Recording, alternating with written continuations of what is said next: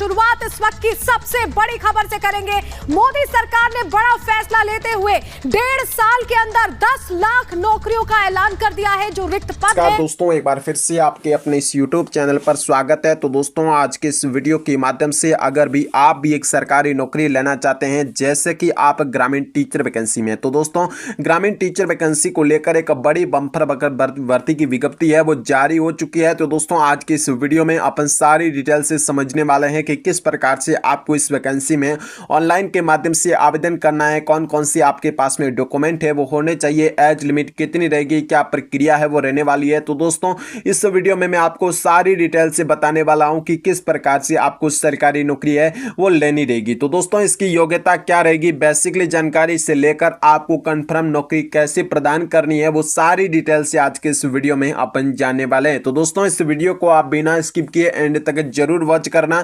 ताकि आपको संपूर्ण क्लियर बात है वो एक ही वीडियो के अंदर समझ में आने वाली है। तो दोस्तों बात करेंगे इस वीडियो में कि ग्रामीण टीचर कैसे बनेंगे, ग्रामीण टीचर को लेकर इसमें कैसे ऑनलाइन के माध्यम से आवेदन करना रहेगा, आवेदन शुल्क कितना रहेगा और क्या क्राइटेरिया है वो रहने वाला है। अगर जी आप भी एक ग्रामीण विकास और पंचायत जो अपनी ग्राम पंचायत के स्तर पर एक सरकारी नौकरी लेना चाहते हैं, यानी कि आप अपने पंचायत में कैसे प्राप्त कर सकते हैं। तो दोस्तों यानी कि ग्रामीण टीचर वैकेंसी यानी कि ऑनलाइन के माध्यम से आप आवेदन करते समय कौन सी बातों का ध्यान रखना रहेगा और यह बिना एग्जाम सीधी भर्ती रहेगी या नहीं। तो दोस्तों इस भर्ती के तहत में इसमें आपकी कितने पद रहने वाला है और इसके तौर पर आपको अपनी ग्राम पंचायत में कैसे आप सरकारी नौकरी है वो प्रदान कर सकते हैं, यानी कि प्राप्त कर सकते हैं। और अगर जो आप 12वीं पास है या आप स्नातक पास है या आप 10वीं पास है, तो दोस्तों आप सरकारी नौकरी कैसे ले सकते हैं। और महिला और पुरुष दोनों को लेकर यह वैकेंसी है वो रहने वाली है। तो दोस्तों इस भर्ती के तहत में पूरा क्राइटेरिया आज के इस वीडियो में अपन समझने वाले हैं कि किस क्राइटेरिया के तहत में इस भर्ती में ऑनलाइन आवेदन करना रहेगा,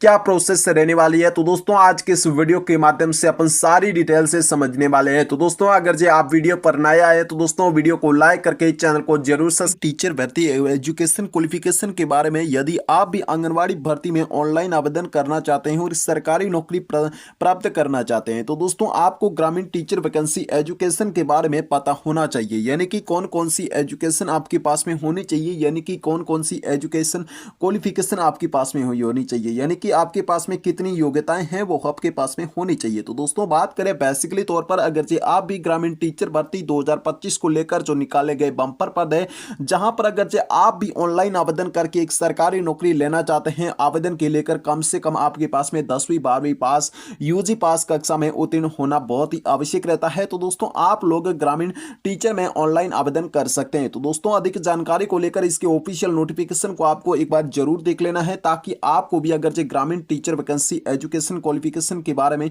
जानकारी यानी कि आवेदन करना चाहते हैं, तो दोस्तों आपको 10वीं 12वीं कक्षा उत्तीर्ण होनी चाहिए, यानी कि आपके पास में 10वीं 12वीं की मार्कशीट है। तो दोस्तों आप सरकारी नौकरी है वो बहुत ही आसानी तरीके से ले सकते हैं, यानी कि अगर जो आप 10वीं 12वीं पास कर ली है यूजी से, तो दोस्तों आप सरकारी नौकरी लेने से आप कोई नहीं रोक सकता है। तो दोस्तों बात करते हैं अपन सरकारी नौकरी की, जहां पर आपको ग्रामीण टीचर यानी कि आप भी अगर जो एजुकेशन क्वालिफिकेशन पूरे कर लेते हैं, तो दोस्तों आप सरकारी नौकरी है वो बहुत ही आसानी तरीके से ले सकते हैं, यानी कि ग्रामीण टीचर वैकेंसी है जहां पर आपको 10वीं 12वीं पास कक्षा उत्तीर्ण कर लेने के बाद में सभी उम्मीदवारों को सरकारी नौकरी दी जाती है। तो दोस्तों उसको लेकर ग्रामीण टीचर वैकेंसी के तौर पर आगे की बात करें, जहां पर आपको 10वीं 12वीं पास होनी चाहिए, यानी कि एजुकेशन क्वालिफिकेशन है वो आपके पास में 10वीं 12वीं पास होनी चाहिए। तो दोस्तों बात करें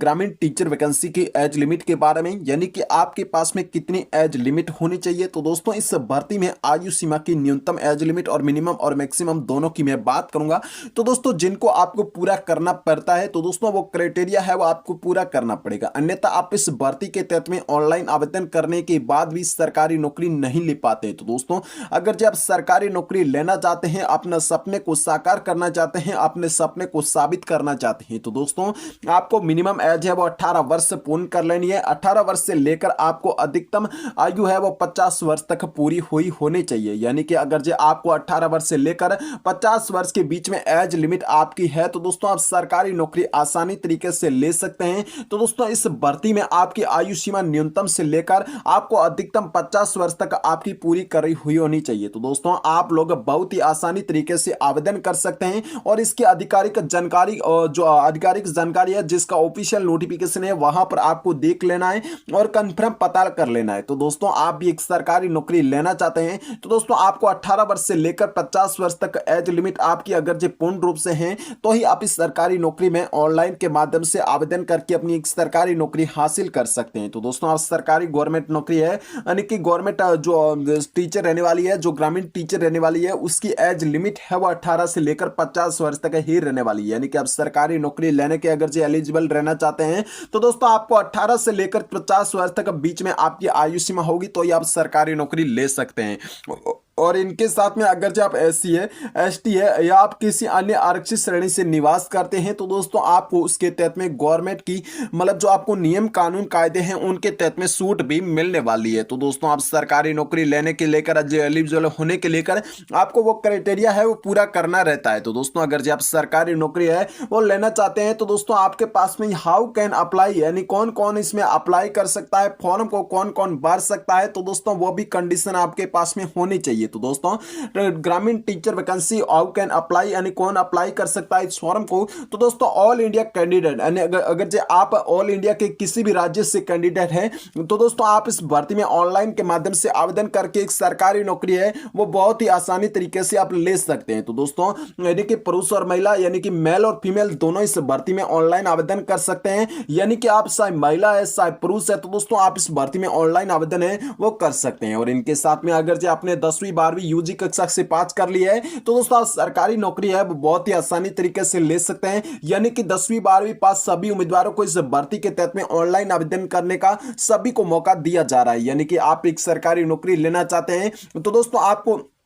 ऑल इंडिया कैंडिडेट होना चाहिए यानी कि भारत के किसी भी कोने से निवास कर रहा होना चाहिए। और इनके साथ में अगर जो आप मेल और फीमेल यानी कि महिला और पुरुष दोनों ही है तो दोस्तों आप इस भर्ती में ऑनलाइन आवेदन है वो बेसिकली तौर पर कर सकते हैं। और इनके साथ में अगर जो आप 10वीं 12वीं पास है तो दोस्तों आप सरकारी नौकरी है वो बहुत ही आसानी तरीके से आप ले सकते हैं। तो दोस्तों इस वीडियो के माध्यम से आपको काफी सारी इंफॉर्मेशन है वो मिलने वाली है कि ग्रामीण टीचर एप्लीकेशन फीस कितनी लगने वाली, यानी कि अगर जो आप गवर्नमेंट जॉब प्रदान करना चाहते हैं और प्राप्त करना चाहते हैं तो दोस्तों बेसिकली तौर पर आपके पास में फीस यानी कि पैसे भी होने बहुत जरूरी रहते हैं। यानी कि अगर जो आपके पास में फीस संपूर्ण नहीं है तो दोस्तों आप सरकारी नौकरी लेने को लेकर एलिजिबल होते हुए भी आप उस फीस का टोकन कटवाना पड़ता है। तो दोस्तों उसके साथ में हम आप लोगों को बता देना चाहते हैं कि ग्रामीण टीचर वैकेंसी 2025 को लेकर इन रिक्ति पदों को भरने को लेकर जो आवेदन मांगे गए हैं उस आवेदन शुल्क भी लगाया जाएगा। यानी कि आवेदन शुल्क है वो भी निर्धारित कर रखा है और कौन कौन सी कैटेगरी वालों को लेकर आवेदन शुल्क है